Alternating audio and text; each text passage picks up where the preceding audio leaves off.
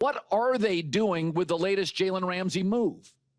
So here's what I think it is, Colin. Just from a global standpoint, they got to the end of the year last year, and obviously they've got this incredible record with Mike Tomlin of being plus 500 over the last 17 years running. And it just hasn't equaled playoff success over the last 7 or 8 years. So you're knocking on this glass ceiling, and how do you break through?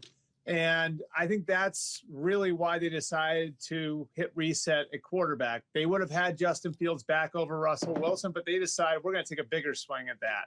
So they looked at Matthew Stafford. They wind up with Aaron Rodgers. And at every one of these positions, it's how can we get a little bit better so this core that we have right now, and I've said this to you over the last few weeks, has the best chance of going and pursuing a championship? How does Cam Hayward have the best chance of pursuing a championship? How does TJ Watt have the best chance of getting over the hump and not being a 9-win team anymore, having a home playoff game, being able to advance when they get there? Like, that's what this is all about. And so I think to some degree, I understand what you're saying about, like, this is maybe activity for activity's sake, and maybe it looks like that.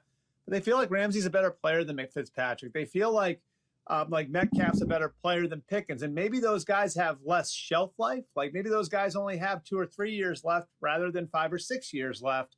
But where they are right now, it was either do this, tread water at 9-10 wins, or reset. And I think they look at it as we weren't going to break through that 9, 10, 11 win ceiling with the group that we had. So let's roll the dice. Let's take a big swing. Let's swing for the fences rather than swing for singles and doubles.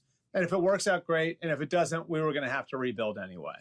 So I think if you can make March Madness as a college basketball coach, that's why all these coaches want 80 teams in March Madness, you retain your job.